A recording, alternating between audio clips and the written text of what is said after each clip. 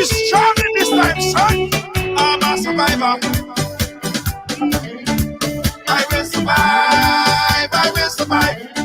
And I'm a firm believer. We'll forever strive just to stay alive. That simple means it. Nobody can hold me, man. Nobody can change my energy. Nobody can control me stick. I will not allow negativity. Nobody can hold me, man. Nobody can change my energy. Nobody can. Nobody can. Everybody show me some strength. No weakness. Show me a little power. Strength. No weakness. Show them who we are. Strength. No weakness. Show me a little power. Everybody strength. No weakness. Show them who we are. My friend, you're all. Your enemies, they must tremble. Your enemies, they must tremble. Yo, my friend, you're all. Everything has to humble. Everything has to humble. I'm a go-getter. I just go hard. I just go hard. And I'm a kind of fella. Put my trust in God. Put my trust in God. That's simple means it.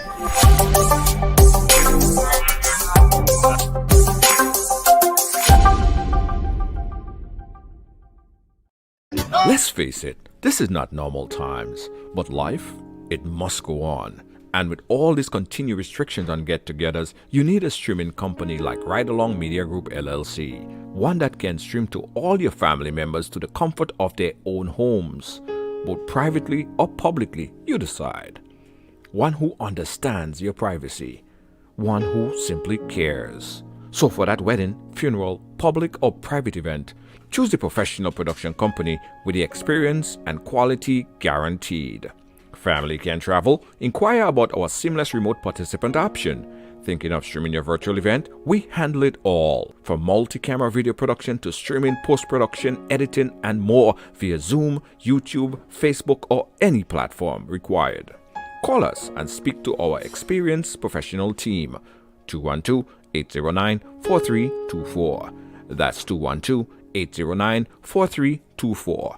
Ridealong Media Group LLC. We're here when you need us.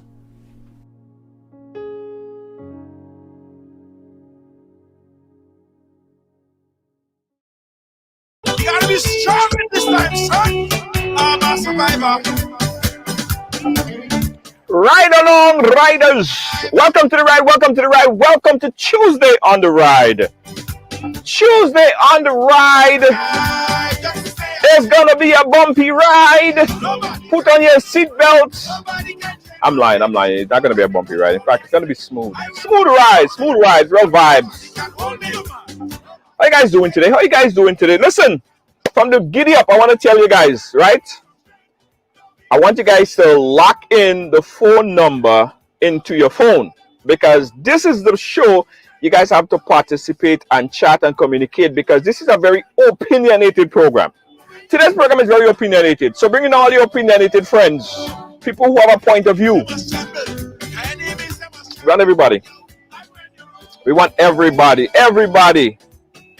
So as you come in, just say I share. Share the program and say I share. I'm doing it as well. Share the program and say I share. To me, let me see who's first. Who's first up today? Lacey J. Look at that. Lacey J never been first since never. Lacey J is like never first. Lydia James, how you doing? Hey, big up yourself, Lydia James. Lacey J. I share. Big up yourself. Is Tamara Pope? How you doing? Is Tamara Pope? Strength, no weakness. Larissa. All right, guys. This is where we do the roll call, right? And we're making the roll call short today because, as I said, this is going to be an opinionated program. Very opinionated, right? All right. And as we say, there is no right and wrong when it comes to your opinion. Is all what you feel and what you believe. So I can disagree if you have an opinion about something. That's how you feel and that's how you believe. Okay? All right, let's go. Roll call. Roll call time. Everybody press your flag. Press your flag. Represent for your flag. Represent for your flag. Peter, where your flag? Where your flag? Where your flag? Who you representing for? Where you representing? Darren Lang. Oh Lord, Bacchanal. No Bacchanal today, guys. No Bacchanal today. Where you flag? Where you flag? Fitzroy Adams. Where you representing? Where you representing from? Where you representing from? Put up your flag and say I share. Good evening, Christian. I share Ronald Cornwall. Big up yourself. Thank you so much. Big up yourself. Big up yourself. Thank you so much. Hey, Lacey J representing Grenada. Narisa representing Canada and Grenada. Alan Service. Nutmeg Badness. Big up yourself. Folks representing for Canada, Grenada, United States, the UK. Carolyn Joseph, you just reached. You just reached Grenada. What the Trini? What the Lucian? Now, if we have to have Lucian, we have to have Trinidadians, we have to have Jamaicans. Hey, okay, there we go. Shama Charles Martin representing for Toronto and Trinidad. Grenada, USA, Grenada, USA, USA, Grenada. Mavis, I see you. Darren Linton, Grenada, and the US. Aisha, Grenada. Where the Trinis? I ain't seen the Trinis today. Wait, where the Trinis? Cameron! How you doing, Cameron? Big up yourself, big up yourself. Alright, guys. That was a good roll call. But listen, I ain't seen them Trinis, I ain't seen them Jamaicans. That's no good.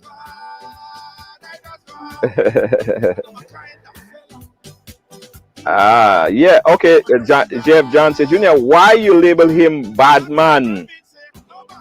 What make him a bad man? Come on, man. Listen, you see. Let me start this again. I didn't label him anything, right? The post asked a question: policeman or bad man? All right. That's why I want all you to come with all your opinion and defend or against. This is your program. So let me just say this. All right. Don't jump at me. Let me say this. Okay. Before we go further, let me introduce my first guest. We have 3 guests today. My first guest is an activist, and he is also a very active in the community, and he is a political figure as well. Most of you guys know him from doing his own show. He have a show as well, The Pursuit of Happiness. Sorry, not happiness. Oh Lord, Pursuit of Justice. Where the hell that came from? Pursuit of Happiness. And it airs right here on Facebook as well, where he deals with a lot of social, economical issues. Earl Maitland himself. Earl, welcome to the program. How are you doing, my brother? I'm good, Junior. Thanks for having me. A pleasant good evening to all your guests. Thank you. It's going to be an opinionated program today, Earl, because we supposed to have, and I'm still waiting on that confirmation, because 5 minutes before the program started, I got a call, and our guest, who is Troy, he is the civilian in the video.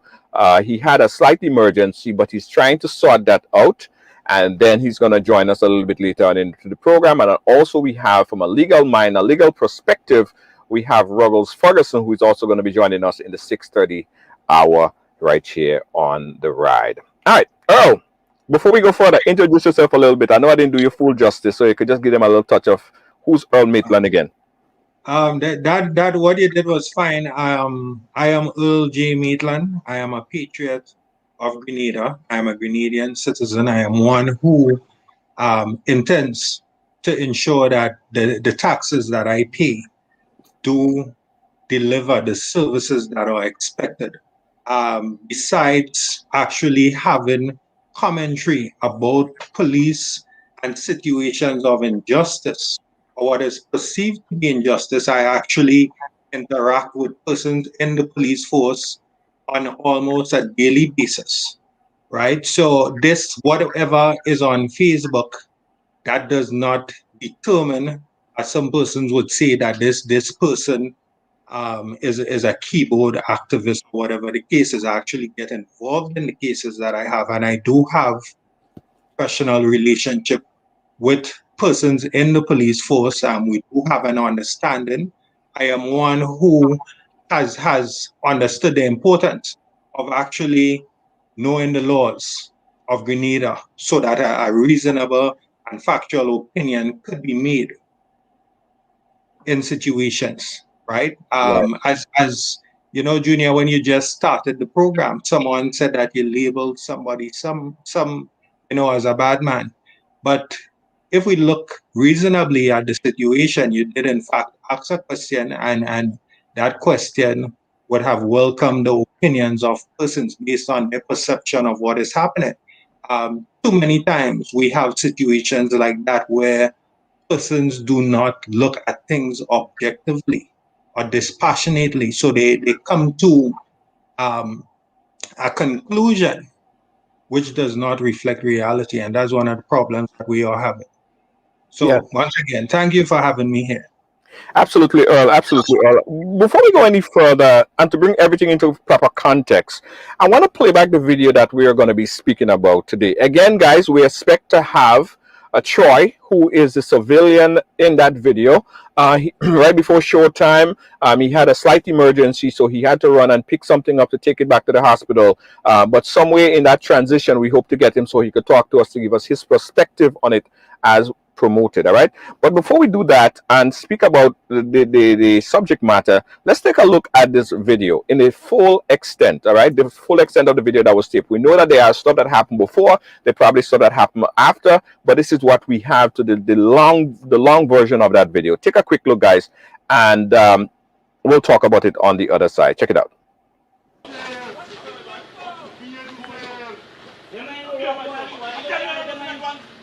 They got to go and get warrant and things. My police got to go and get warrant to stop man. They stop him right at the magistrate. Why you go and get one warrant and get away? So come on, Wally, calm down. I said, give him right. Come on, Wally. The right, come on.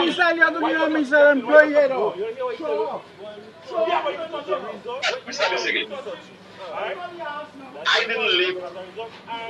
I don't know my back. Alright?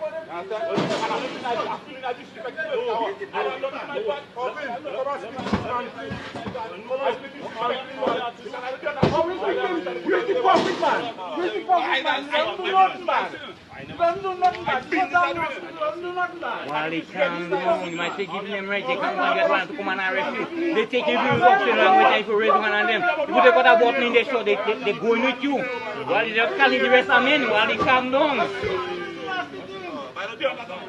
They will call the rest of men. And again, guys, this is the long version of the video. Keep looking. My cool, you said, just see man down there, very suspect, you just do that. That might be because they want to do it. I don't want him to do it. You don't touch my people.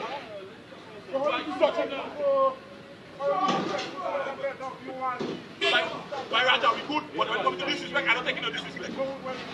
I don't take no disrespect. We good. But I don't come and try to disrespect me. I'm trying to tell you, Mr. Man, I don't want to touch my vehicle. Don't hold it, don't hold it, don't hold it. Don't touch it, don't touch it.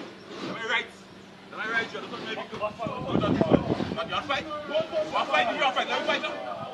Beat up your ass here today, man. Watch you, Wally. But you can't shoot me, I don't have no weapon. I don't have no weapon. You can't shoot me. I don't have no weapon. But you can't shoot me. Wally, they shoot But you can't shoot me. Wally, calm down, Wally, they shoot down and leave alone. But you can't shoot me. I don't have no weapon. Nobody like me is on danger. I know the land just like you. Wally, they are open, pull him down there, open. Pull up Wally in that team. But you can't shoot me. They shoot down and leave, right, go wrong, Wally. You can't shoot me. You can't shoot me. I stand up right. You touch me. Don't touch my people. Don't touch my people. They put Wally in that team. You got to go and get warrant, you got to go.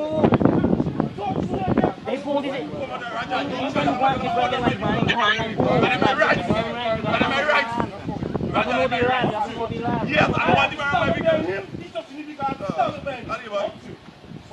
Yo, they get ready to touch it. Just tell you come down with them.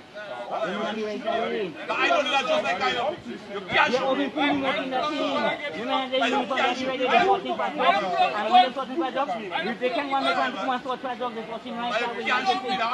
Why go one get one to come and sort something? I don't have a weapon. Yeah, but you have to calm down, you have to calm down, you have to calm down. They drug squad. You have to calm down. They All right. Okay. So we saw it together. This is the circulating video. Earl, I want you to tell me what's your thoughts immediately after looking at this video. Well, let me start off firstly by saying that I do not have any problem with having police officers in the state of Grenada, Carriacou, and Petit Martinique. In fact, I do appreciate the services of the officers because it is important. And without having police officers here in Grenada, Carriacou, and Petit Martinique, there would be a lot of lawlessness. But it is our responsibility as law-abiding citizens that when we see something that can escalate or mutate into chaos, it is our responsibility as law-abiding citizens to call it out and to say exactly what it is. Now, after looking at the video, I noticed two things, Junior. The first thing is the gentleman in the beginning of the video that spoke about a warrant. Now, he does have some idea as it relates to the laws of Grenada. Then I noticed the gentleman whose vehicle apparently is being searched by the officers. That gentleman also apparently has some idea of what the laws of Grenada are. I noticed that his tone was very hype. You can clearly see from my opinion that this gentleman was a bit frustrated and he did not act the way that was expected from a citizen dealing with a police officer. I also noticed that as a reaction to that drama that took place there, the police officer lost his cool and he walked away from the gentleman. He turned his back, walked away from the gentleman, pulled his firearm, and he cranked it. He was also, at this point, we can see clearly here that the two other officers, they did not make any attempt to actually calm the civilian, but they made attempts to calm the officer who cranked the gun, their colleague. So that says to me, Junior, that the officers who were on the scene saw the threat being escalated on the part of the police officer who was there. Otherwise, Let me just stick a pin right there, and I guess we could all agree that the war aggression, we see aggression on both sides, right? A lot of aggression from the civilian end. There clearly is some aggression coming from his end towards the police. The police, in turn, I don't know if he wanted to stay on top of take control of the situation, and expedite or increase his aggression a little bit, even above the aggression of the civilian, and that's why it escalated there. But we don't know what happened before, but we could agree right now that the war aggression coming from the civilian as equal as the war aggression coming from the police until he draws his firearm. Yeah. Could we agree? I agree. Okay, so go right ahead. Right. So after that point, after the civilian was pointing his hand in the face of the police officer, he did make statement. He questioned the officer. He was saying, "You want to fight?" And then he made the threat of actually winning the fight. In words that I would not use, we can clearly hear there. I don't want to use any profanity over the program.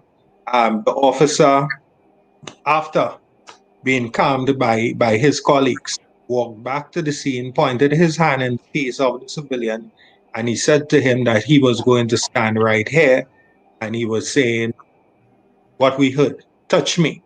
Right. Yeah.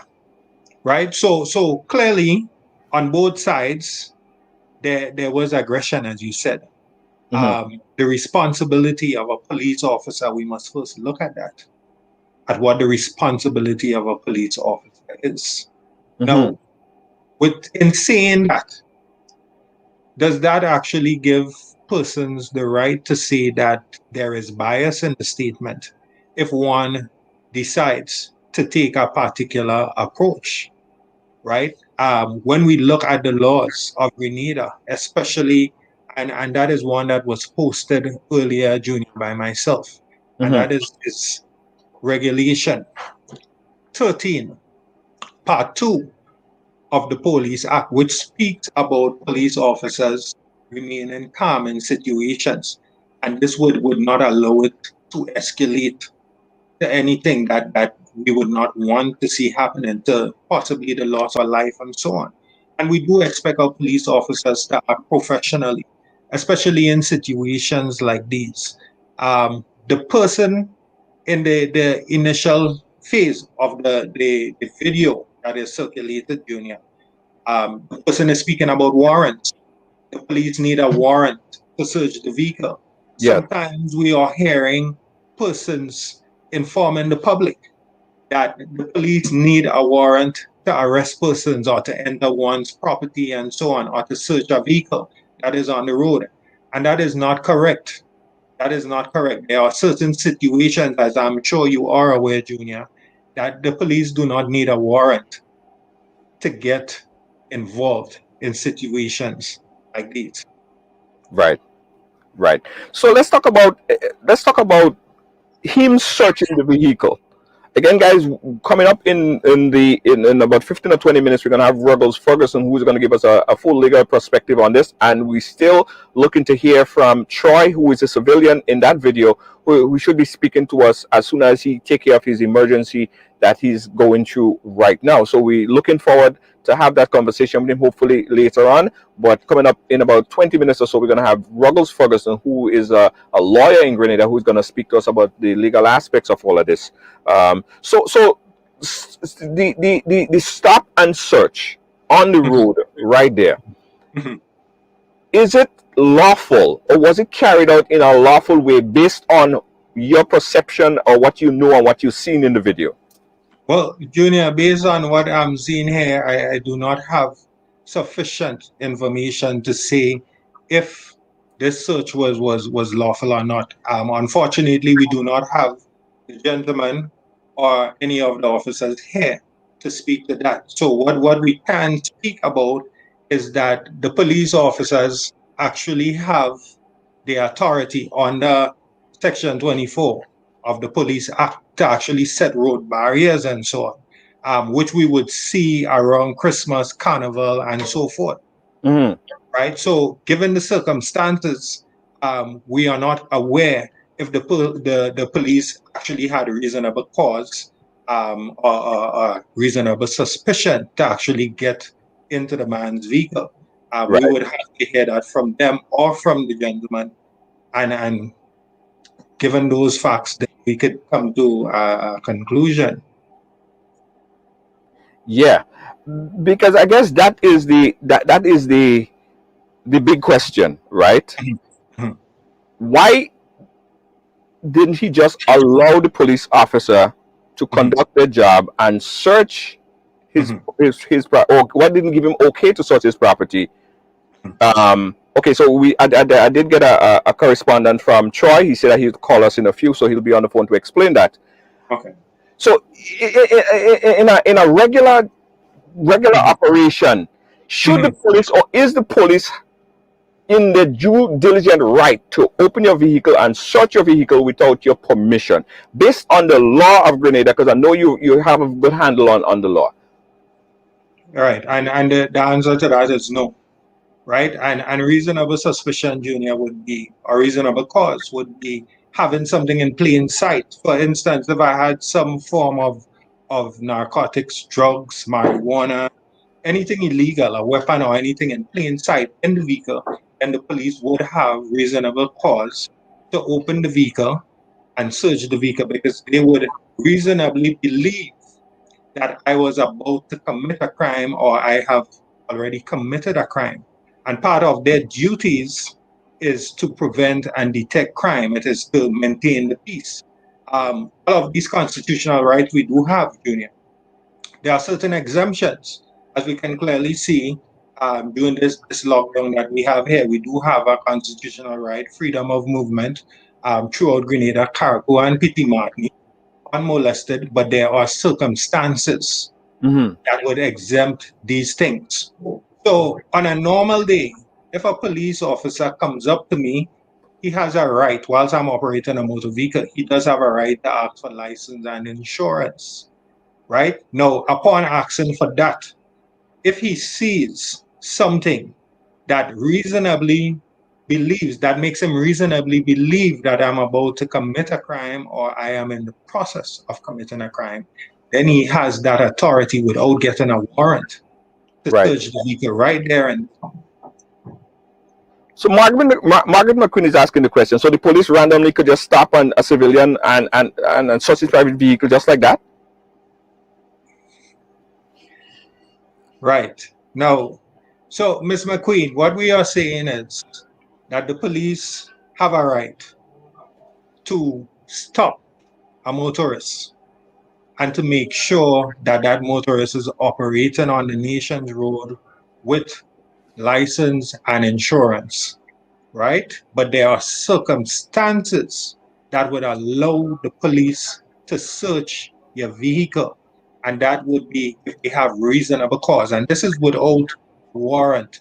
Let us take, for instance, a police officer pulls you over for license and insurance, and then the officer sees some blood on the front seat or on the mat or in the back seat, or the officer sees a body which seems to be lifeless on the back seat or the front seat or wherever, then that police officer has reasonable cause or suspicion to believe that that person might be dead or that person has just been attacked or so forth, right? I hope that is a better explanation.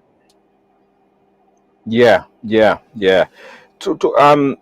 know, I want to open up the phone lines because I see a lot of comments flying through the chat and people have a lot of opinion. I said, guys, this program is going to be about how you view this and your opinion on it. All right. So we're going to open up the phone line right now. If you want to call, I want my moderators and them to pin the number as well. If you want to call in live, the number is 718-701-5720. That's 718-701-5720. We're looking at this video that was circulating on social media all yesterday. I probably got tagged on this video about 100 times, right?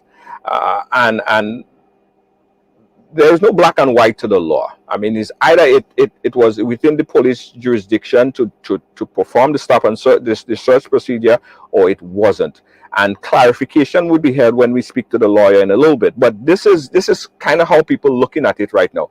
Did the gentleman, the civilian, acted with too much passion and too much anger towards the police? Let's take this call on the WhatsApp. I'm not calling you live. We're calling us. Oh, hold on, caller. Hold on 1 second. Hold on. Let me take the call on here first.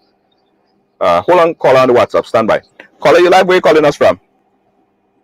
I'm calling from Canada, Junior. Go right ahead, Canada. And I just have I have a question, and I would like for Troy to answer when he joins you in the program. Yes. I just want to know if Troy and the police officer knows each other personally. That's my question. Right. I am assuming that they know each other personally. Yes. And I think that's where the misunderstanding comes in the midst of when the law has to take its course. I just want to be sure. I don't want to judge, but I would like for you to pose that question to Troy. If he and the police officers know each other personally, and if so, I think that's where the breakdown came from. All right, that's my opinion. Thank you so much, caller. I appreciate your input. Let's jump on the WhatsApp, and I'm going to pose the question to Troy as soon as he comes in. Caller, you live? Where are you calling us from? I'm calling from New York, Junior. Go right ahead, caller. Junior, as an ex-officer, I mean, I look at the video, but I've been through that already. Uh-huh. And a police have to have reasonable cause to such a vehicle. Yes. As long as you have reasonable cause to such a vehicle, there is nothing to stop him.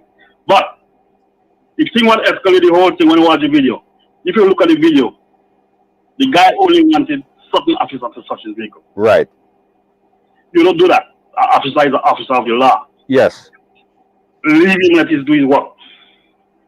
And too many times people bash the police for doing the job, and it's only when something escalates, then you hear they turn them out. Right is right.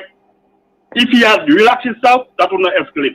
But officer, let me ask you a question. Is he in right to pull his weapon and crank his weapon at the civilian? Is that within his right? Nah. You see, as an officer, you have to be very professional. Right. Because that's not reasonable force. That's not reasonable force. There's no he's not the civilian didn't have a gun. He didn't pull his gun, and he had no right to pull his arm because it's excessive force on one side. You see where the other officers lapse. They should come in. The other officer should come in when the guy steps in front of the other officer, threatening him. Yes. That's where they should come in. But then the other officer with the gun, he gets hot because you see, maybe his life feel threatened, but at the same time. But how is his life feel threatened? How is his life feel threatened? When I say that, I don't mean like in death wise. I mean like when the guy told him that he's gonna beat him. So maybe he feels that the guy bigger than him, so he's using the tool as an example. But you're not supposed to do that. You're supposed to be very professional. Right. Because at the end of the day, it's not you alone on the job. You have other guys. Yeah. And he's there. He's holding the gun in his hands. Mm-hmm. Yeah. I mean, this is. You don't have to join a weapon there. Now, and let me also add to the officer that's on the call. The job there, right there. Yes. So that he can verify. Manpower to calm down the other guy. Right. I'll have a question for you, caller. Mm-hmm. Now, it is my understanding that based on justifiable force, police officers are issued not only with their uniforms, they actually have mace and batons, and these things are supposed to be used. The gun is supposed to be final option, right? Am I correct? Yeah, you're right. Right.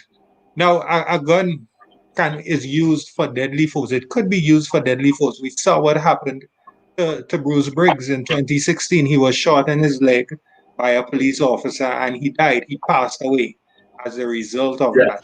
Now, as you said, there were two other officers on the scene, and they could have dealt with the situation differently so it would not reach where it got to.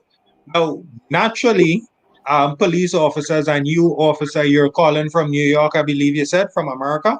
Yeah. Right. Now, normally when there's a traffic stop like that, being professional in what they do and ensuring that things do not escalate to this sort of chaos that we saw here, the officers will actually most likely place the person in handcuffs. They would utilize the handcuffs that they have and just let the person know that you are not under arrest, but we are detaining you just for a short while. And all of this could have been avoided, officer. And this is what we are saying. This is what I have been saying. Now, please go ahead. Yeah. Well, the thing is, if the other officer have come in and calm down the other guy and talk to him politely, maybe things would have gone a little different. Now, two wrong cannot make a right. Mm-hmm. Two wrong cannot make a right. Mm-hmm. It's just that the fact the weapon pulling wasn't necessary. Mm-hmm. Yeah. But the search, as long as they have reasonable cause to search the vehicle, mm-hmm. they could search the vehicle. But officer, let me ask you another question. Yes, Junior. If the civilian, right, would have denied or he didn't give access, so you asked him to search the vehicle and he said no, because that's how it works here in New York, right? If you accept Yeah. and you say, okay, go ahead and search, go ahead, do what you want to do, and you accept, the police have full reign to go and search. But if the civilian says, no, I do not want you to search my vehicle, doesn't the police officer then have to go and obtain a warrant if there's no justifiable anything in sight that they could see that he committed a crime or committed a crime? If there is no justifiable cause, Right. they can search it like that. They must have a warrant. Right. So they are wrong in this instant because he did not give them permission to search the vehicle. Yeah, but if for instance, if they like, for example, when you stop a vehicle, you gotta be very polite to the individual. Yes. You cannot just stop a vehicle and just rush the vehicle like that. You go, you say good afternoon, sir, or good afternoon, madam, and you identify yourself. Yes. As an officer first. Yes. So and female, you must identify yourself. And then you have to tell them the reason why you're searching that vehicle. Yes. Yes. Yes. You don't just go and just stop them and say, oh, I need to search that vehicle. No, you have to give them the reason why. So from what you're saying there, the police officer was wrong. The approach was wrong initially. He did not give them he didn't give them the okay to search the vehicle, and they didn't have a warrant. So where are they right in this? They're wrong from the beginning. Junior, you see, we need to hear from the gentleman, the motorist. What was the reason? If there was a reason given to him, we need a third party. Right. Okay. Yeah, we need him. I got it. Let me try to make that call right now. I have to make a call on the WhatsApp. Caller from the UK. I know you're on WhatsApp. I have to make a call to the gentleman for us guests. So if you could call back in 5 minutes. I'm sorry I had you on hold, but just call back. Okay, stand by. All right. Okay. Thank you, caller. Let me try to reach out to Troy right now because I see he's been sending me some voice note. I'm unable to hear it, to read it back. Let me see if I could bring him on the live right now. And Junior, whilst you're trying to get on to Troy, let me just say that when I just mentioned what normally happens in America, where police actually utilize their handcuffs to detain persons, that same law applies right here in Grenada, Carriacou, and Petit Martinique for the person who is saying that this is Grenada law, it's different to the US laws. If we have a look at the laws of Grenada, the police do have a right to detain a person for up to 48 hours. So the handcuffs could have been used there. What I did was not quote American laws, but quote international laws that are applicable right here in Grenada, right? So, Junior, yes, I just wanted to say that. Also, I mean, we are not saying that the civilian was correct. We are not saying that the police officer was the only person at fault, right? We have already established that they were both aggressive and the actions of both parties is not what was expected by society, by the standards of society. So what we are saying, if one goes into a courthouse and is aware of what happens there, naturally and normally, if one has a profession, for example, a teacher or a police officer, and in this case, it's a police officer, normally higher expectations from that person, right, will be warranted. So normally you would hear the magistrate or the judge saying that, look, this officer or this person should know better than that. Now, if we actually looking at the laws are saying to us, Section 13, Part 2, that the officer has to remain in any situation, right, cool, calm, and he has to be using his discretion. That is what the laws of Grenada are saying. Now, by looking at the video, is there anyone that can say that this officer remained calm in the situation? This comes with the territory, having persons putting up resistance with police officers. It comes with the territory, right? People do not always just walk away with the police, swinging hands. Sometimes resistance must be expected, and the way that the officer deals with the situation will determine a lot what the way we speak to how professional law officers or whatever the case is. Yes, yes. Yes, Junior, go ahead. I want to play. I'm still trying to get Troy on here, but I would just want to play a voice note that he just sent me. And this it goes a little something like this. Judge, this is Troy here, right? Me and the police, I don't know the police like that, right? Me and all the RUs are good friends, but I don't know this particular officer like that to see me and him have any things before or anything like that. All right, that's what he said so far. I'm still trying to get him connected so he could give us some more details. And we also have Ruggles Ferguson, who's going to be coming in a little bit. Guys, let's just take a little breather. And when we come back, we'll make all the connections with all of our guests and put everything into perspective. Don't go nowhere. We will be right back. Don't move.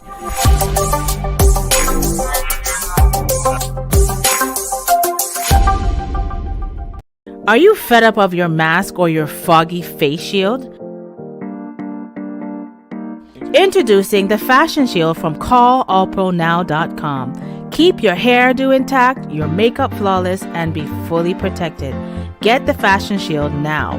Call 516-387-4246 or visit callallpronow.com.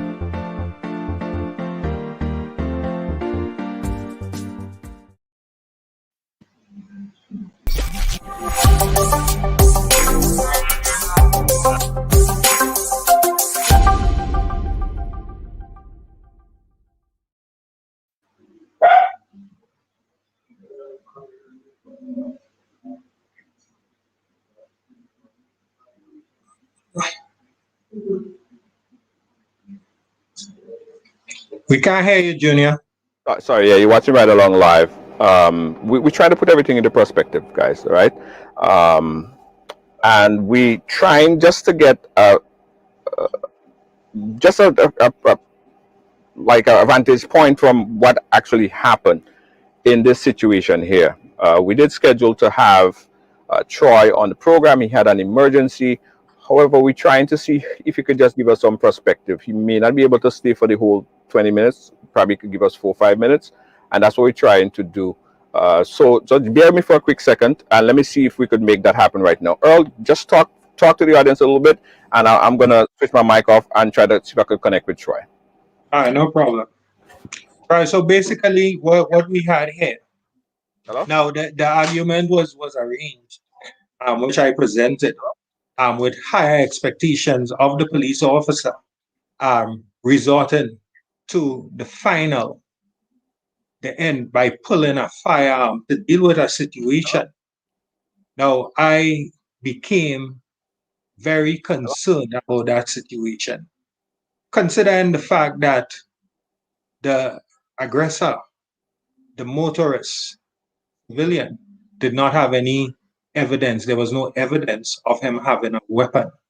And the police officer, instead of resorting to asking his colleagues for assistance to restrain the gentleman, to use his handcuffs, or to use mace, or to use a baton, went directly to pulling a firearm and cranking a firearm, something that could end the life of a next person.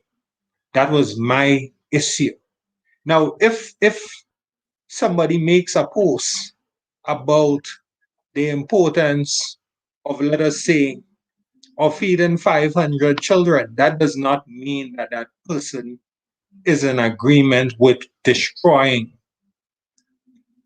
Mother Nature. It does not mean that that person does not also have any concern about what we call global warming. So there have been many persons who are saying that we are picking on the police. We're not picking on the police. We expect our police officers, especially as important as they are, we expect them to follow the laws, to honor the laws, and to act professionally. And one of the issues that I do have is the fact that on any given day, Junior, somebody might walk into KFC, and because a KFC worker or wherever else might see him as one of the lower paid jobs in the country, you know, and that person might make a mistake with our order. Instead of delivering 2 fries and a drink, they might put 1 fry and half a drink. And the way that some persons will treat them because service that they have paid for has not been delivered. Now, why should we allow some police officers or any police officer to get away with services which have not been handed over to the taxpayer? Yeah, yeah. Guys, let me just report real quick that a lot has happened within this 45 minutes that we've been on the air, and I'm trying to follow it up with what's happening behind the scenes as we try to get Troy to just give us a understanding as to what happened before and what happened a little bit after, and that's what we're trying to do. Yeah, we're working through this right now, and that's why I'm manning the phone lines, but it hasn't happened yet. I'm expecting a call back from him so we could hear his perspective.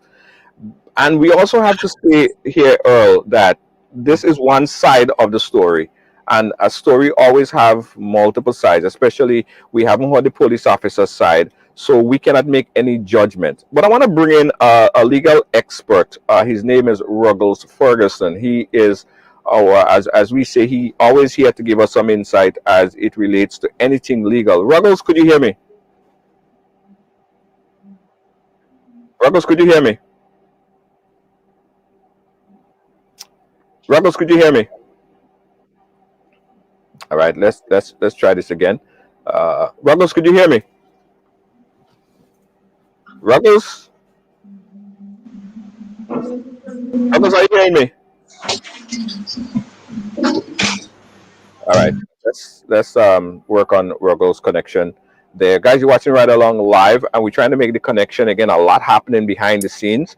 Hello, Yeah, hi, Ruggles, good could you hear me? evening, Are you hearing me? Junior. Is that Mr. Maitland I'm seeing there? Yes. Mr. Ferguson, good day. Hi, are you hearing me? Yes. Yeah, we're hearing you kind of crack up, but could you hear me, Ruggles? Maybe some feedback. Okay, go Are out you and come back hearing me in, at Ruggles. all? Yeah, go out and come back in. Hi, I'm hearing you. Are you hearing me? Yeah, I'm hearing you. I'm hearing you. Okay, so we're hearing each other. So let's. Hi, good evening. Yes. Good evening, Ruggles. Ruggles, here's there's a bit of a connection problem. Oh, we lost him. But what I really want to find out from Ruggles and the legal expert in Grenada is what constitute or what does a police officer, what is the right of a police officer and what is the right of a civilian in terms of stop and search procedures? And what right does a civilian have in the case that they are being stopped and potentially searched by police officers? This would help a lot because people would understand their rights and what they could do and what they can't. Let's try Ruggles again. Ruggles, are you hearing me?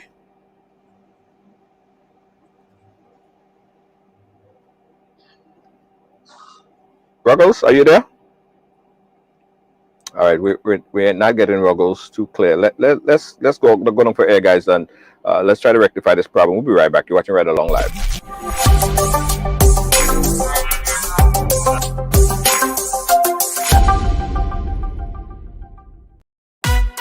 Hearing you clearly. Hungry, grab a snack. Yeah, are you hearing me at all? Are you hearing? Caribbean food delight. Yeah. Sorry, somebody. Caribbean food delight. Take a bite. Caribbean food delight. All right, guys, we're back, and we have Ruggles, and we have Earl, and we also have Troy on the line here. So let's see how much we could get of this. Troy, are you hearing me? But we will not. Hello?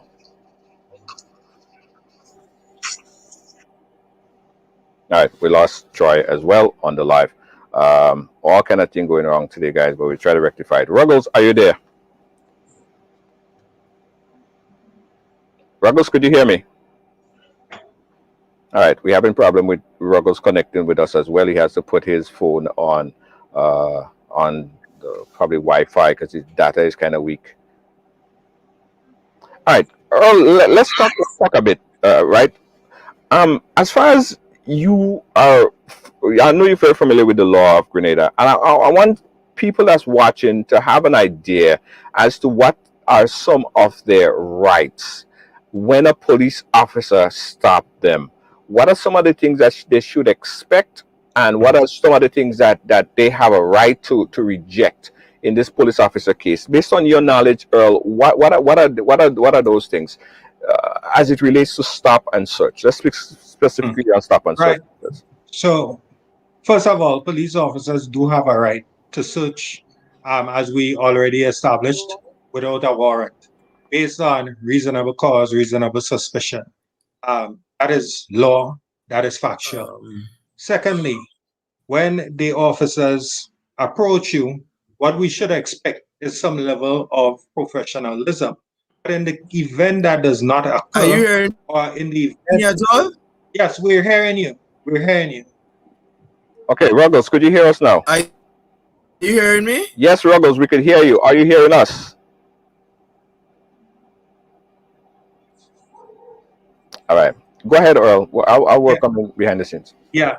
So in the event that that level of professionalism that the officer does not identify his or herself, or say what station they are attached to, or the purpose of the stop, in the event that that does not happen, I will advise any civilian, any motorist, to comply with the police. Comply with the police, and then you have a right to refuse certain things. But sometimes you have to ask yourself, is it really worth it? What can I do?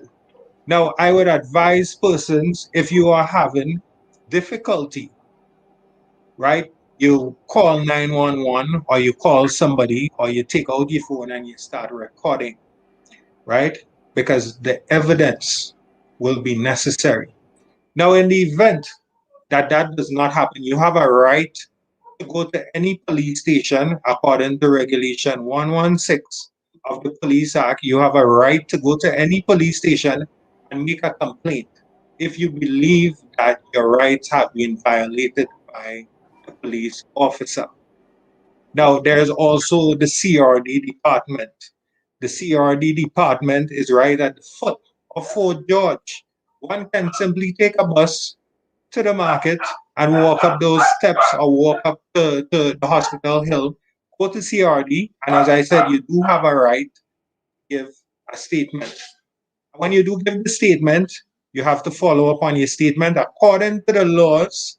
If the police officer that you are reporting is under the rank of sergeant, and the commissioner of police has the authority to deal or to discipline the officer according to regulation 32 or 33, right? If he's above the rank, he or she is above the rank of sergeant, then the Public Service Commission has a right to deal with that issue.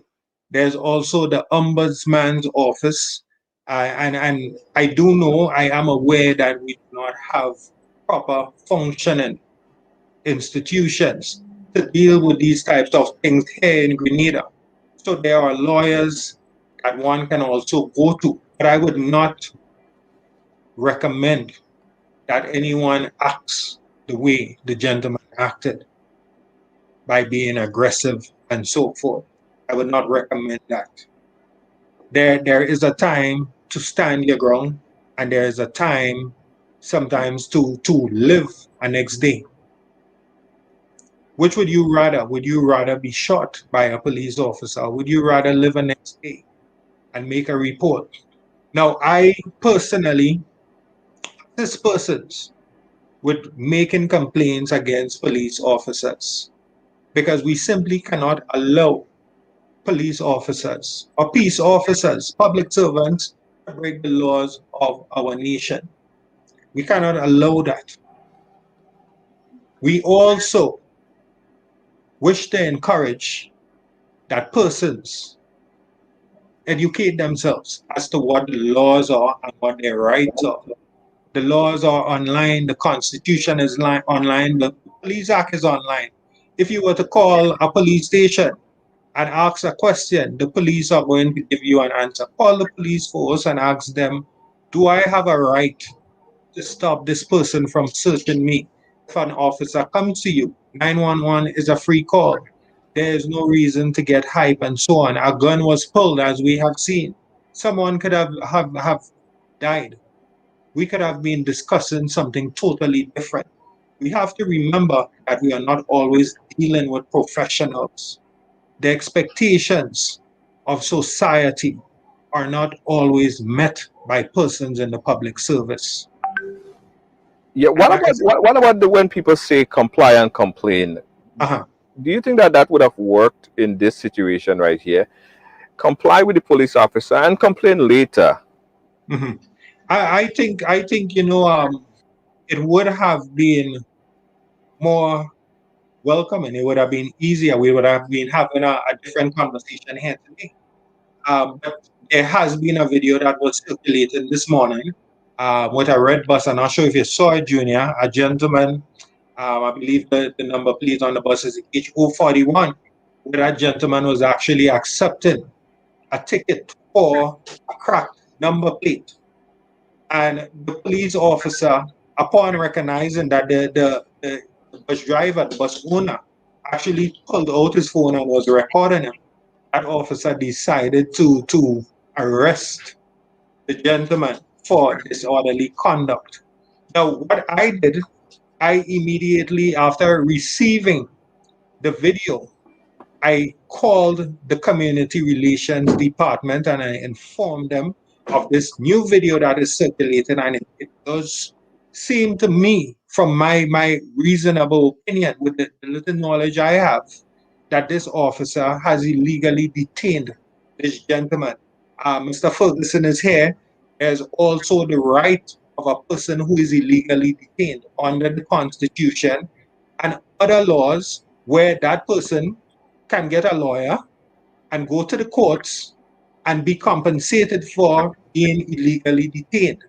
So that will be the civil side. And Mr. Ferguson, if his internet was a bit better, he would have been able to acknowledge this fact, right? So it's there in the Constitution, it is there, but once again, that show that I normally do, Junior, as you mentioned it earlier, every Monday, I actually teach the laws of Grenada, particularly the Police Act. And that has been going on for the last couple of years.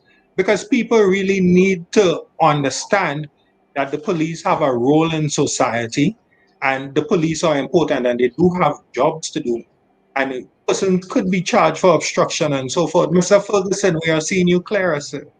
Yeah, I just pull him in on Zoom. Ruggles, could you hear us now? Okay, Ruggles, you have to unmute yourself now. Ruggles, you have to unmute yourself. Sorry. Yes, I'm hearing now. Okay, good. Is that good. my friend, Mr. Maitland? I'm hearing there. Yes. Maitland on? Yes, he is. Good afternoon. He is. Yes. Okay. Yes. Hi, Ruggles. Good evening to you, Mr. Maitland. Good afternoon. Yes. Ruggles, thanks again for joining us. Sorry, I was in a meeting earlier, so I'm a bit late. No problem. That's fine. But I think that your presence here would answer a lot of questions that we have in mind. Now, let's talk about stop and search as it relates to Grenada, Carriacou, and Petit Martinique, right? What is the right of a civilian when approached by a police officer to search the vehicle?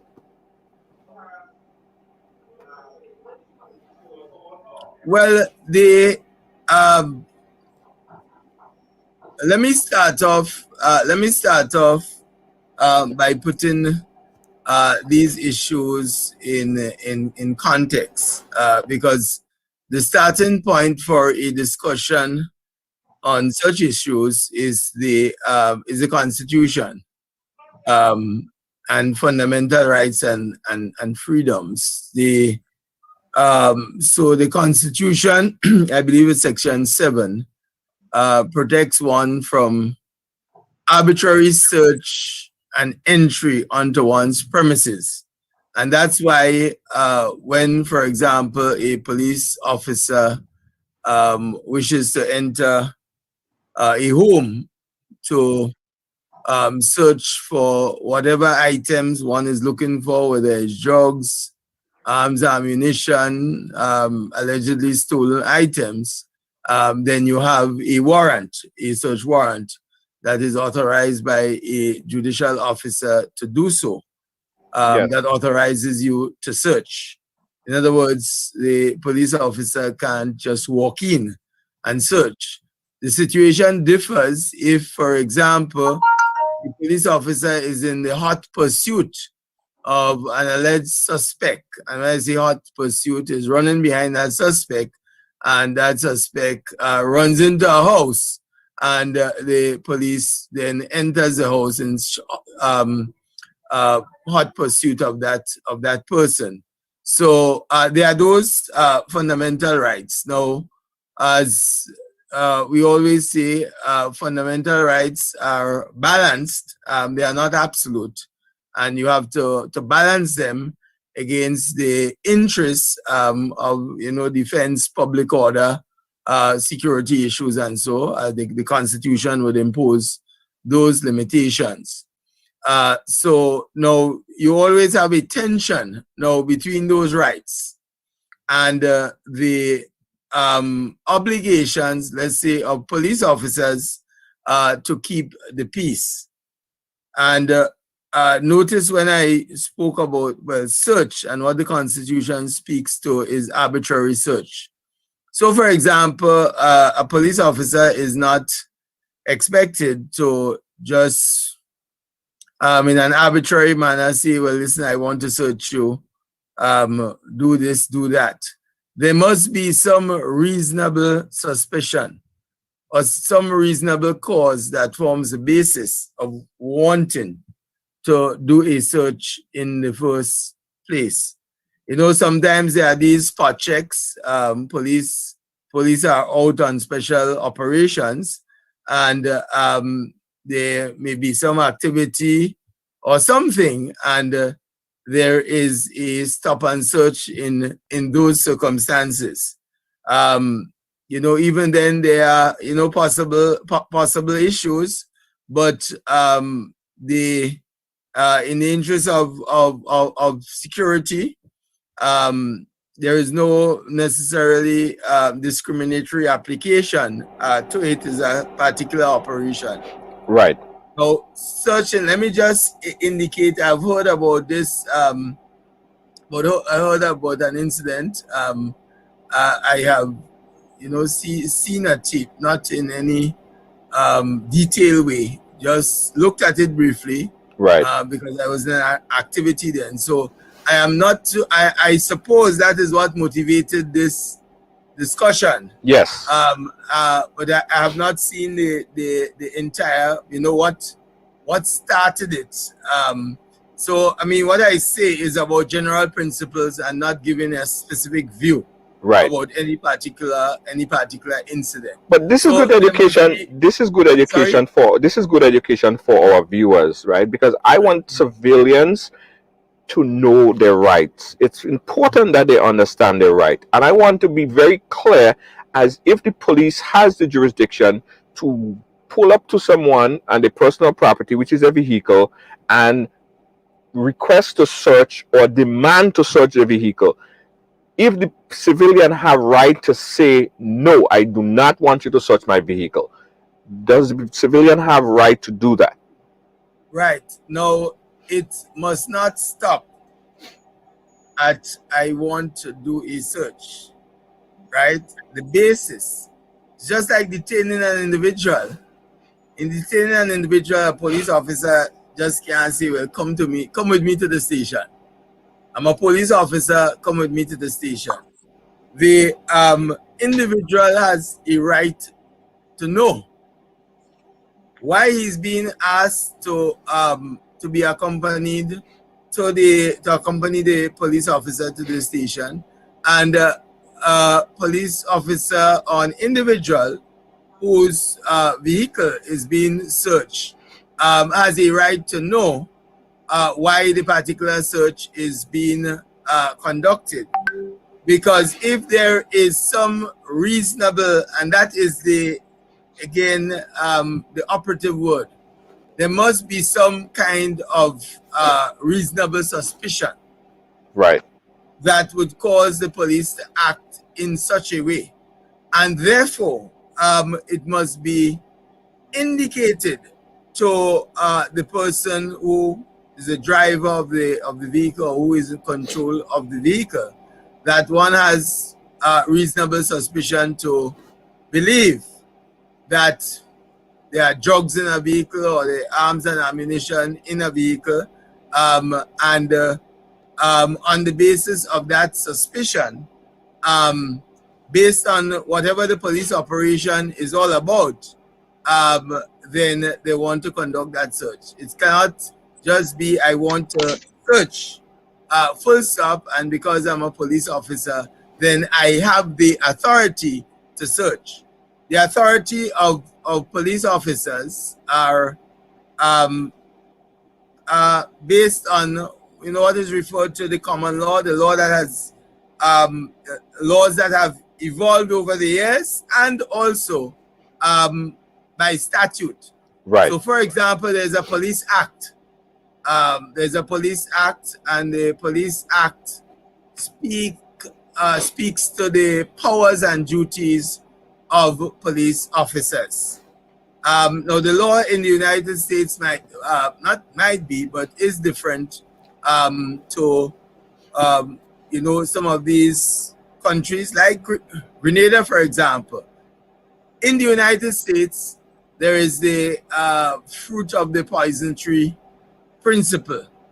So, for example, if a search is conducted and the search is illegal, then whatever flows from that illegal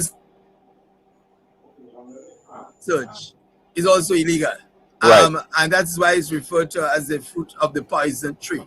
So it comes from an illegal search. Whatever evolves from that is therefore poisonous and illegal.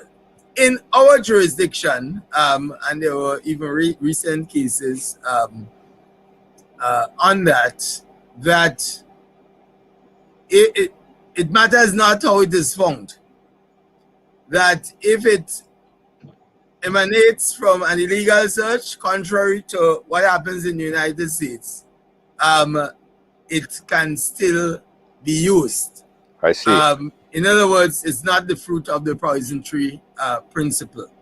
Right. So everything is based on reasonableness. So for example, during an operation, a police officer may have made certain observations, and based on those observations, there is a reasonable suspicion created that somebody is involved in illegal activity or maybe in possession of drugs. In that moment, then once there is reasonable cause, then you can't wait to get a search warrant in those circumstances because of the the practical circumstances that you face. In those circumstances, then there could be a proper basis to do a search of the person or of the vehicle. Right. But it cannot be just arbitrarily that, listen, I want to search, and that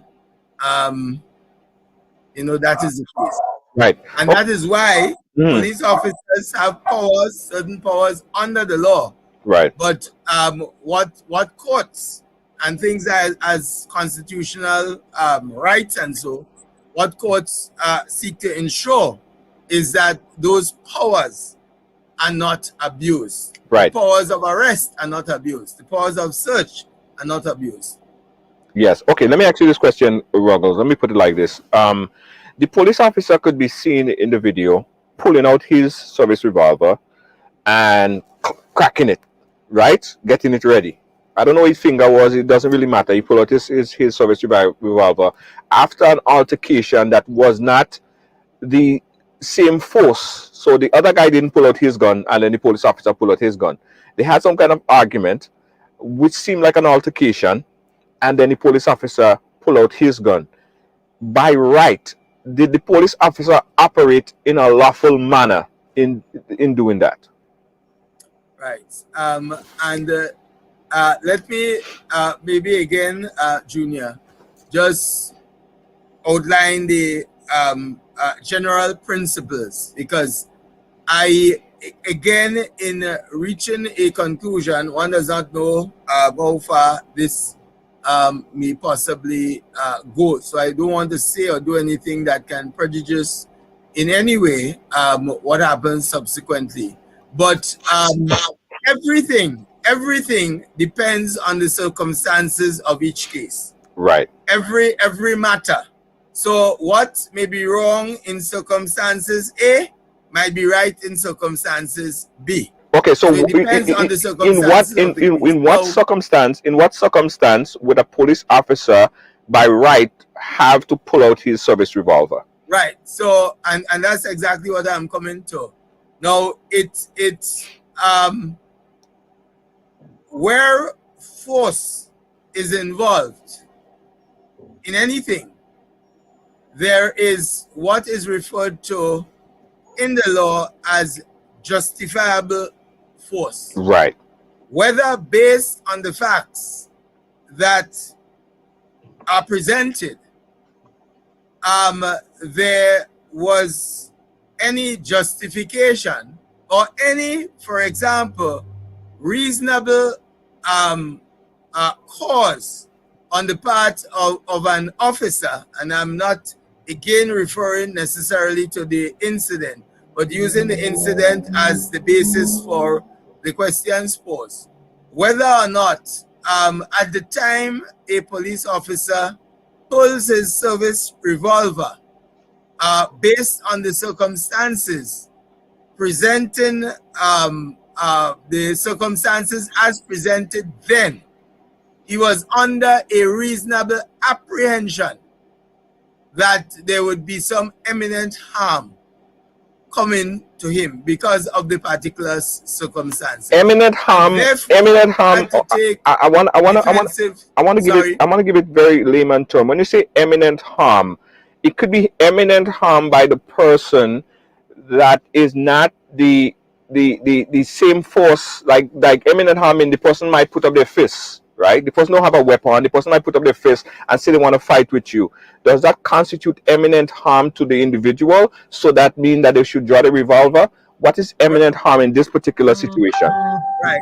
And everything here is there is both, there is the objective aspect and there is the subjective aspect.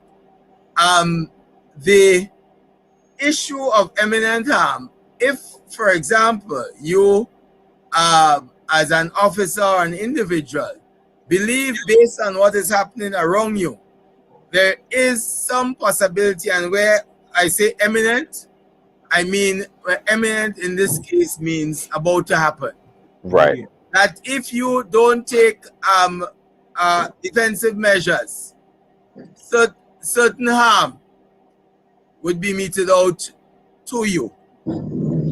At the end of the day, did those circumstances, and that's the question, did those circumstances as they occur, as they unfolded, based on what was being said, what was being done, warrant the officer in those circumstances pulling out a gun because he expected what happening next, what was about to happen, could have caused imminent harm.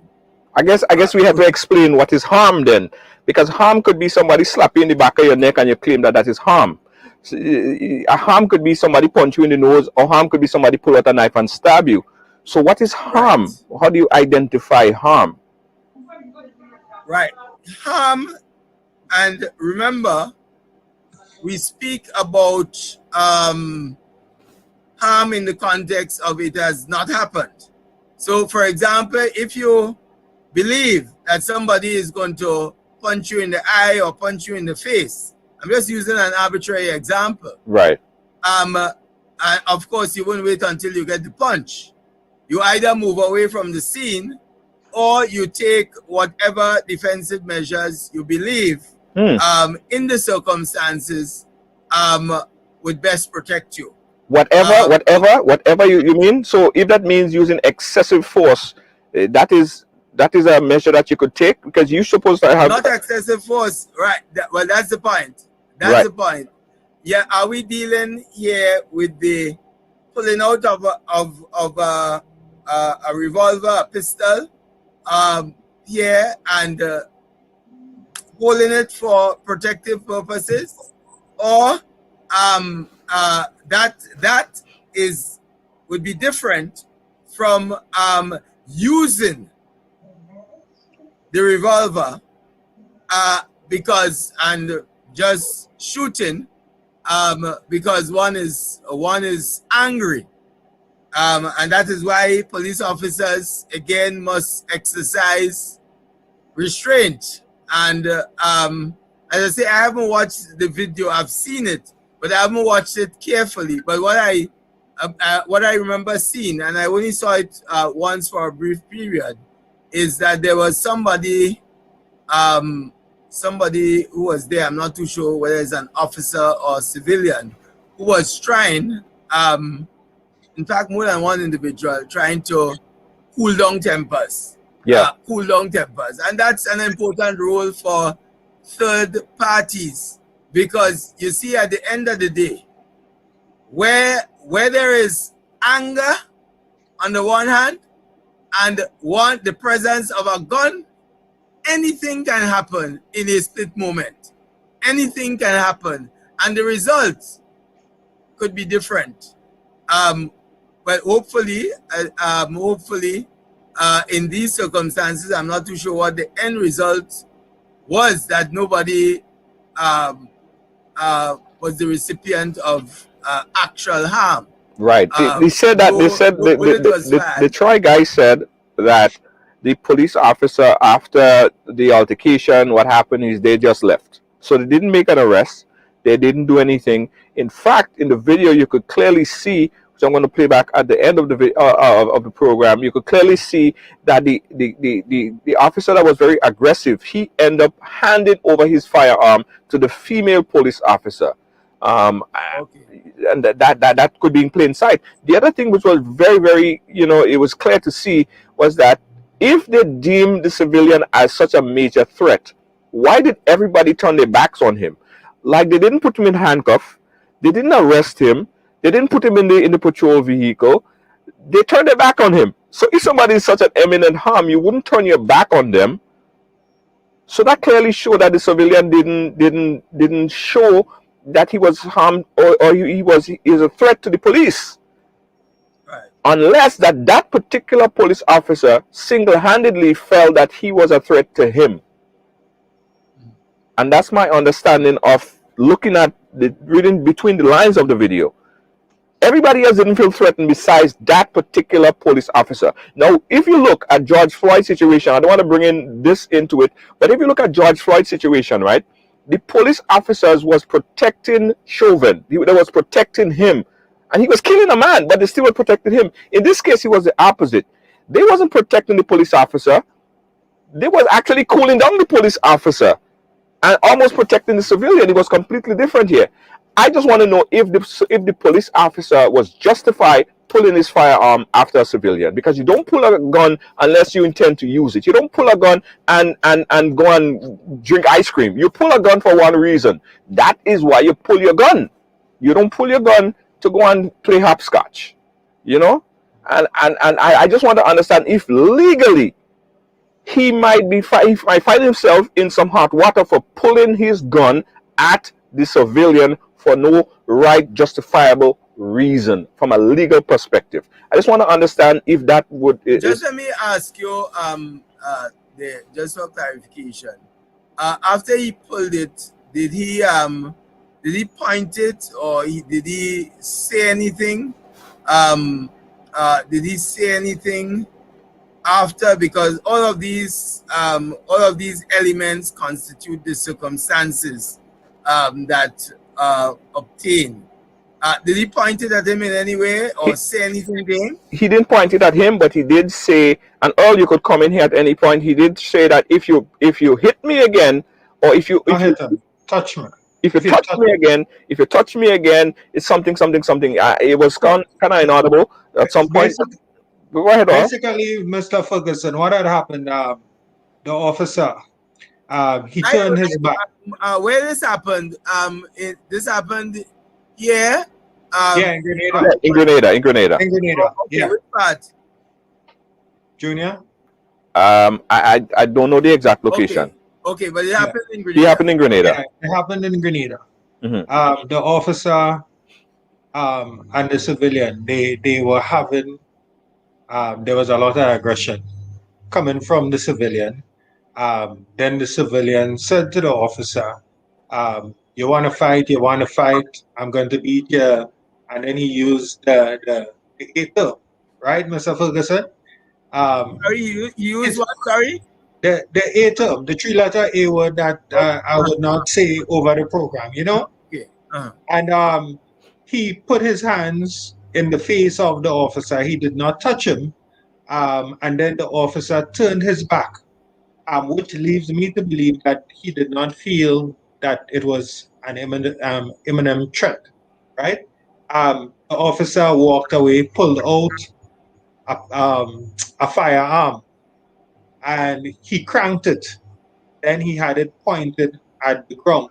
It was at that moment the next officer who was on the scene, he walked over, he placed his hand on the chest of the officer, as you can see here, apparently trying to calm him down. So that is what has happened. Okay. Yeah. Yeah. Yes. Yeah. Right. So I mean, at the end of the day, then people will be the judge of it. I am just saying, what are the yardsticks used to from a legal standpoint to measure what happened? Because the principle in law, the principle of proportionality is important. In other words, what you do must be proportional to what you face. So at the end of the day, if somebody, and I'm just using an arbitrary example, points his hand in your face, then that's not a justification to shoot. If somebody is coming at you with a knife and say, I will kill you, then those are different circumstances.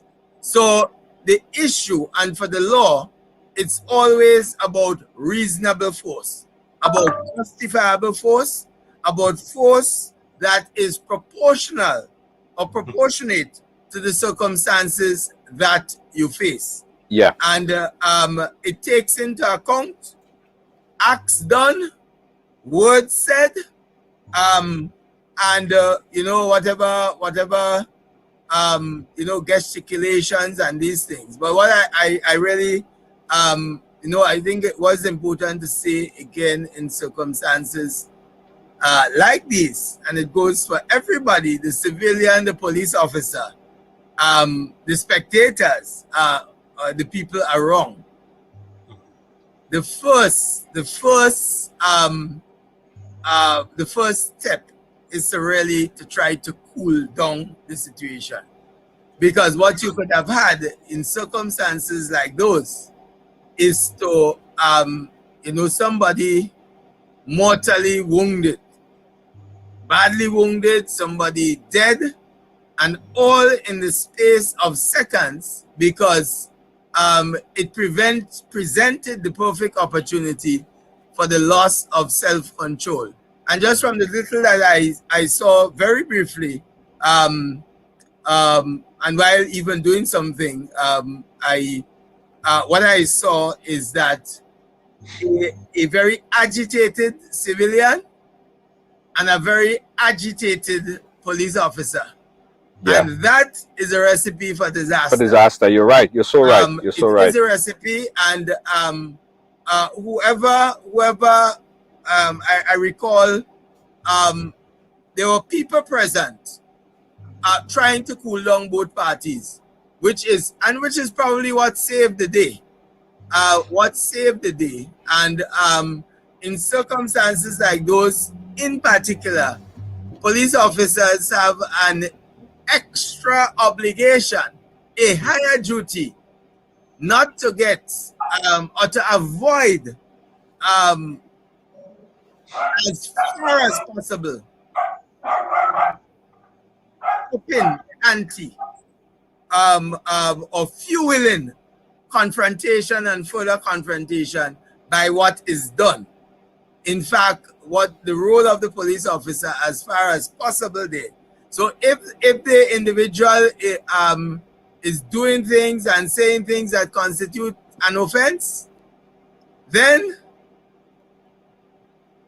in a very calm way, in fact, a calm police officer, as I always say, sometimes based on experience, can be more dangerous and lethal than an agitated officer. Because an agitated officer provides the excuse and a distraction. The agitation in itself is a distraction. The calm, experienced officer acts. He would lay the charges, somebody getting on, saying things. Some people abuse police officers. They curse them, they insult them. And at the end of the day, you charge them. Yeah. Right? You charge them. And it is possible. Charges are not laid just, everybody don't have to be arrested necessarily. Yeah. If you know somebody and they're committing an offense, especially if it's a summary offense, insulting language, obscene language as the case may be, and it may be based on those circumstances there, too dangerous to try to arrest a person. Yeah. Then you get them by summons after. Yeah.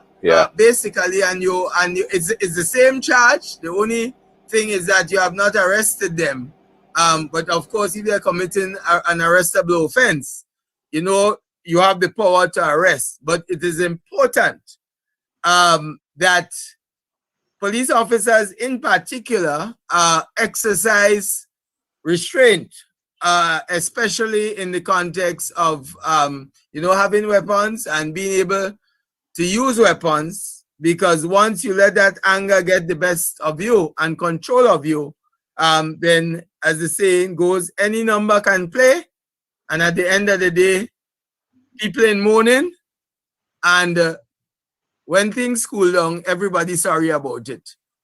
So, it is extremely important to learn from these lessons, and two, it's important for civilians, irrespective of what you may feel about a police officer.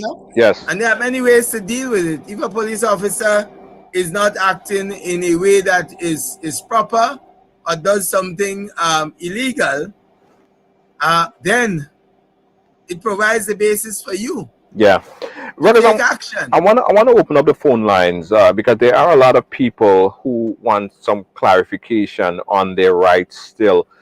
It's a big question, and I think that more has to be done to, and I know you do a lot, Ruggles, to give people clarification on the law. But still, ignorance of the law is no it's not a reason, no excuse anyway. So it's important that people understand, and I know we have a lot of people on the line right now that wants to ask questions as it relates to citizens' rights. We're going to open up the phone lines right now for anyone who wants to call in real quick to ask Ruggles if you want to speak, and if you have any questions for Earl Maitland as well, you could do that. The number that you call is 718-701-5720. Way over time, and I also want to apologize up early because we did plan and schedule and promoted to have Troy on the live. However, he got into some accident and he were unable to speak to us directly. However, there was one statement that he sent to us on WhatsApp, which we played earlier. I could play it again. and we weren't able to contact him after that point. So we apologize that we couldn't get him on to speak to us and answer all the questions as it relates to him and the particular individual and how they know each other and all of these things. I know you guys have a ton of questions to ask. We weren't able to do that at this moment, so we may have to just do like a short video and put it out there. A short interview, we'll have to do that because I know you guys want to hear from him as well. If you do call, well, I'm doubtful because it's 7:29 now. We're about to wrap up. It's kind of late already. If you do call, somehow we'll try to get his point of view, but I think that we'll schedule to do like a short interview and post it on the page. Earl, anything else you want to say or ask? I'll make a statement. Too many times when persons, especially on Facebook, when they do not get the answers that they are looking for, the opinions that they are looking for, they become very hateful and bashful and disrespectful. That is not the way that we should be exhibiting anything, right? Or common sense or reason. We should try to gather as much information as we possibly can and look at the laws, for instance, and then we would be able to come to a proper conclusion. And when things are being explained, right, we should take the time to listen and understand so that level or that absence of knowledge would not determine whatever conclusion that you would be coming with. Yes, Junior, thank you. Yeah, absolutely, absolutely. Ruggles, any any last word you want to leave with as it relates to that piece of the legislation, that piece of the law, that piece of the constitution, as it relates to stop and search? Any more clarification you want to give us on that agenda item or that line item?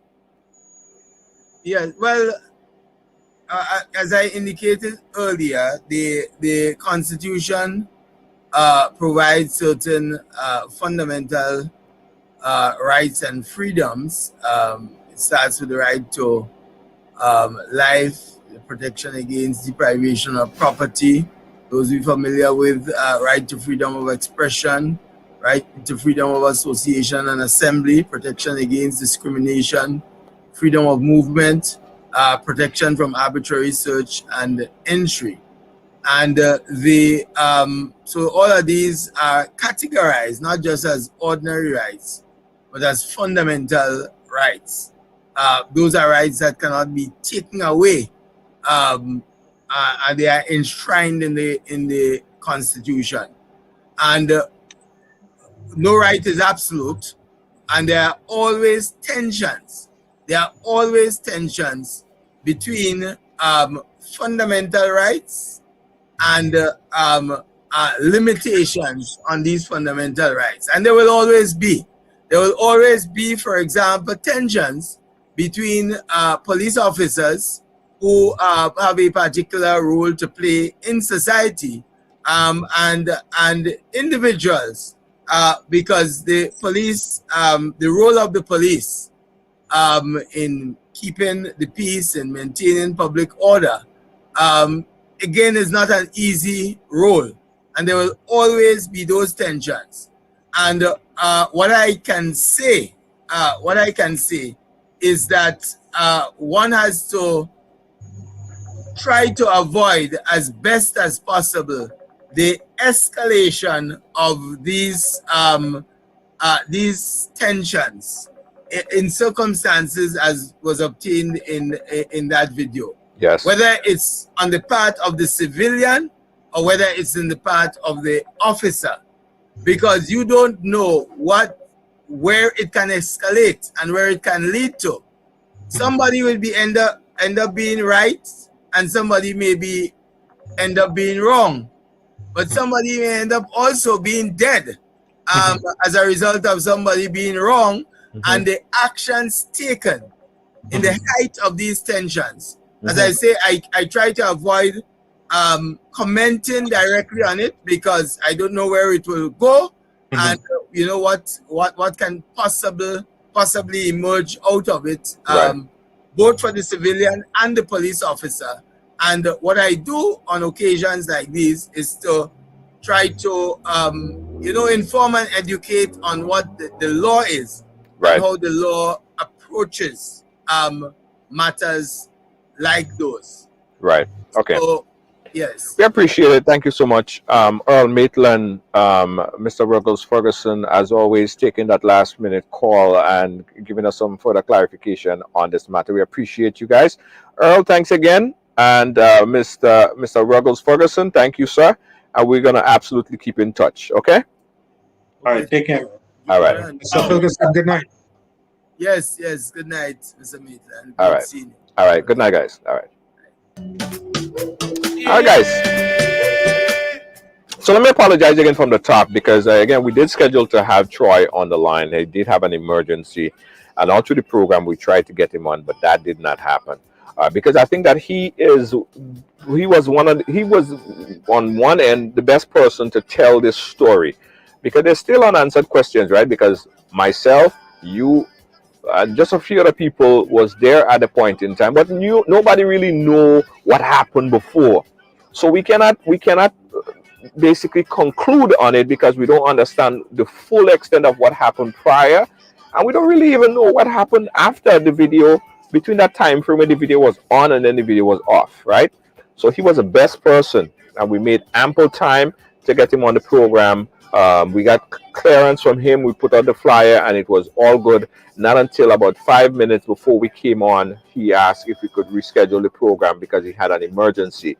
But we couldn't reschedule the program. We couldn't not do a program at all.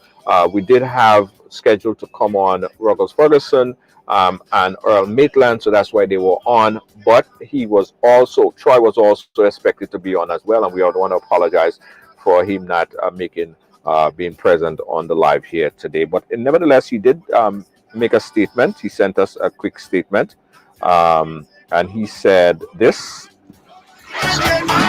Judge, this is hold on. This is the voice note that he sent to us earlier. I'll play back for you really quickly. Judge, this is Troy here, right? Me and the police, I don't know the police like that, right? Me and all the RUs are good friends, but I don't know this particular officer like that to see me and him have any things before or anything like that. All right, so that was the information that we got from Troy, and we'll keep you guys in touch. We'll keep you guys abreast of what's happening here.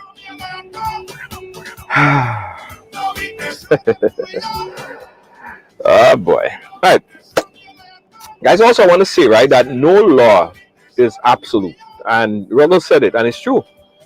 Like, there's freedom of speech, yeah, but you can't go on a plane and scream fire, fire, fire. Huh? It's not absolute, right? You could get locked up for that. There are rights that's given to civilians, and the police have rights. But when I look at the whole video, based on what I see, again, I don't know all the beginning, I don't know how it all the way it ended, but I think, in my conclusion of this, and that's just at face value, there was aggression on both sides, and I was fearful that police officer would have doomed himself. His anger would have doomed him, because sometimes when you get so angry, you don't think about nothing else, right? You're just like on a flight, you're on a high jet, and that's what anger does. And I was scared that police officer, his anger would have get the best of him. I think the police officer should be held in a higher regard than the civilian, because for one, the police officer is supposed to be trained. He's given a firearm, and you have to have, in order for the state to give you a firearm, they have to analyze and know that you are a person that can handle that firearm, right? You could make the proper judgment with a firearm. Just like kids. Yeah, kids grow and they reach to a point where, you don't allow them in the kitchen, because if you allow them in the kitchen, they might turn on the stove. But the minute time you allow them into the kitchen is because you trust that they could handle themselves and don't turn on the stove and burn down the whole house. So I say all of this to say that the police officer should be held in that higher regard, and I think he let his anger get the best of him, or the worst of him, right? At the same time, I think the civilian Troy And he also admitted that to me, that he should not have acted that way. He should not have acted with all that anger. And I think he admitted, and something could have gone terribly, terribly, terribly wrong. Terribly, terribly, terribly wrong. Here who I applaud in this scenario right here. I applaud the other police officers, because far too long we see police officers getting away with murder, Jed. Their partner doing crap, and I don't know if they endorse what they're doing or not. They just watch it go by because that's a police officer standing up for another police officer. Sometimes they know that it's wrong, but in this particular case, I commend the other police officers who didn't just sit by and watch this thing just go crazy. They cool him down. And in the end of the video, at the complete end of the video, you see what happened? If you guys look closely, if you guys look at this really, really closely, let me bring this video all the way to the end, right? Look at this. Look at this. The police officer handed over the gun over to the female police officer. He handed over the gun to the female police officer. So he didn't even trust himself.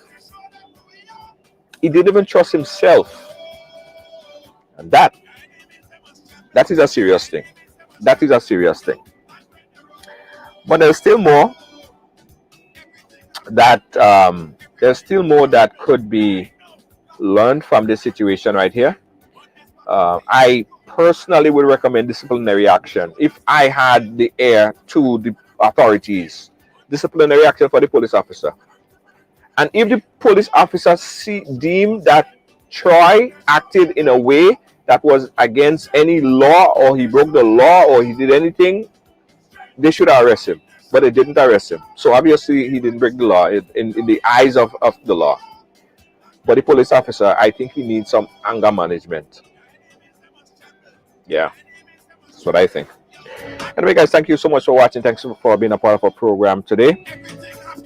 And I wanna welcome. We have a new advertiser. We have a new advertiser on Ridealong. The name is All Pro Health, and they have this new product right here. You guys can see through this. This is what they call the. I don't know if you guys could see through it. This is the face shield, right? There's a clear one. I look crazy in it, but it's like, you can't even see through it really. But it's non-fogging, and it's a really cool face shield. They call it the fashion shield. So for the ladies who want to wear the fashion shield, they just came on board, and I wanted to big them up. You could get these fashion shields if you go to allpronow.com. And this fashion shield, as they say, it doesn't fog up, and it has different colors. So guys, if you want to get this fashion shield, we want to big up our new advertiser who just came on board, who have this new fashion shield. I want you guys to check it out at callallpronow.com. That's callallpronow.com, and pick one up. Mention Ridealong. I think they have some discount or something if you mention Ridealong. Some coupon code or whatever if you mention Ridealong. But this is really cool for the ladies. I know you guys want to smudge your makeup and stuff like that, and fashion shield. Thank you, Call All Pro Now for coming on board. Also, guys, what else? Oh, this is another thing I want to tell you guys. If you have a business, right? If you have a business, whether it's a brand new business, a business that's from 1 to 5 years old, and you need some additional funding, you need some money to help your business, you have a bottleneck and you need some assistance, some financial assistance, Ridealong Live is partnering with some good friends to we're making $1,000 available to one business. So if you have a business and you need some financial assistance, we are going to be giving you $1,000 cash, right, to kick your new business off. But you have to enter, right? In order to be a part of this business grant, you have to enter. I'm going to paste the link, but I want everybody who has thinking about starting their own business, or you started a business and you wanna kick it back up, this might be a good thing for you. $1,000 to kickstart your brand new business, or your business when you want to get it rolling. All right, we give you $1,000 cash. Hey, Spice Chick, you gotta register. You gotta register, and they'll give you everything that you need to do. And it's a very clear cut case. It gives you opportunity to show off your business, promote your business, and the winner get $1,000 US dollars cash to kickstart your new business. It's a great venture. It's an absolutely great venture, guys. And we're urging everyone who has a business to take advantage of this opportunity right now.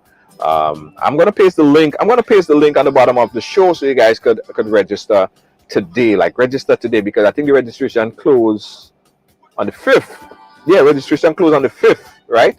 So you don't have much time, all right? $1,000 to kickstart or start your new business. It's a brand new venture by Ridealong Live. I want you, the fans, the supporters, the viewers, to take advantage of that. $1,000 US dollars to kickstart your brand new business. Also, guys, we want to. So I big up. I big up.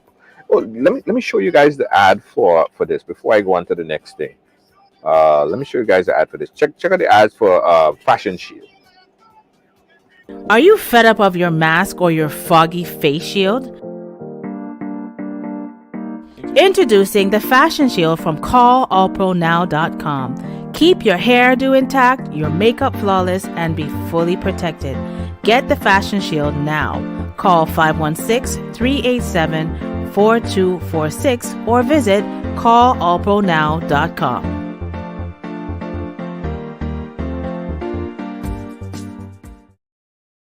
Yeah, that's callallpronow.com and the Fashion Shield. We'd like to welcome them on board. If you have a business and you want to advertise, you want to market your business here and Ridealong, we'd love to have you on board. Inbox us and we'll give you some great packages how we could send your business viral. Yeah, send your business viral. Ridealong Live, we're coming back with our brunch.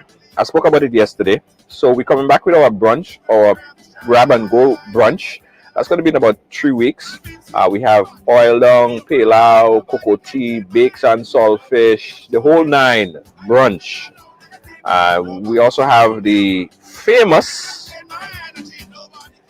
potato pudding, right? That's also available as well. We'll tell you guys more about this. You have to pre-order that brunch and you grab and go, okay? That's a Ridealong Live brunch coming up. Also, guys, I'm rocking my Riders headphones today. These are the brand new Riders headphones. This is a white. You can get the Riders headphones on www.riderssong.com. That's riderssong.com. For the DJs, you can get your Riders DJ headphones. And Riders headphone is a product branded everything right here locally by Ridealong. It's our product and we want you guys to support it. When you support us, we can support the community, support riders. So far, guys, we've been really overwhelmed with support.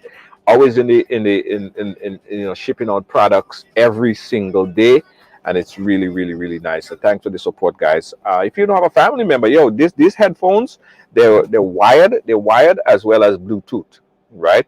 So you pull this out, you connect it to your phone, you're listening to music, you get a phone call, you take it on your headphone. These headphones, it's no joke. All right, it's great for listening to Ridealong as well. It's great for listening to Ridealong as well. So get those Riders headphones as well as the open air concept headphones. These are the bomb. Trust me. These open air concepts, it's amazing. The sound quality is so amazing. This doesn't go inside your ear, this goes over your ear. It's available right now at riderssong.com. I sound like Home Shopping Network. For some reason, I feel like I'm like Home Shopping Network. But this is important. This is our products. This is our products. These are our products, and we thank you guys.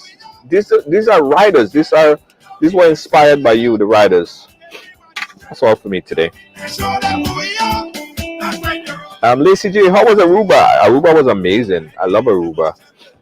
Probably when everything come back to normal, we go have like a fan trip to Aruba. Yeah, we go have a nice trip to Aruba. Yeah, we go do something like that because I love Aruba. We had a great time in Aruba. And everybody is really nice. People in Aruba start to rock the Riders headphones and everything. Everything's sweet. Yeah. All right, guys. Tomorrow, Battle of the Sexes. All right. Tomorrow, Wednesday, is Hum Day, Battle of the Sexes. All right. Tomorrow we have some serious topics to discuss. Serious topics to discuss, guys. Don't miss it. Tomorrow, Battle of the Sexes. It's gonna be serious. It's gonna be serious. It's gonna be real serious. Okay. Peace out, guys. Catch me tomorrow. Ride Along Live, 6 p.m. Bye bye. Let's face it, this is not normal times, but life, it must go on. And with all these continued restrictions on get-togethers, you need a streaming company like Ridealong Media Group LLC, one that can stream to all your family members to the comfort of their own homes, both privately or publicly, you decide. One who understands your privacy, one who simply cares. So for that wedding, funeral, public or private event, choose the professional production company with the experience and quality guaranteed. Family can travel? Inquire about our seamless remote participant option. Thinking of streaming your virtual event? We handle it all. From multi-camera video production to streaming, post-production, editing, and more via Zoom, YouTube, Facebook, or any platform required. Call us and speak to our experienced professional team. 212-809-4324. That's 212-809-4324. Ridealong Media Group LLC. We're here when you need us. Are you fed up of your mask or your foggy face shield? Introducing the Fashion Shield from callallpronow.com. Keep your hairdo intact, your makeup flawless, and be fully protected. Get the Fashion Shield now. Call 516-387-4246 or visit callallpronow.com.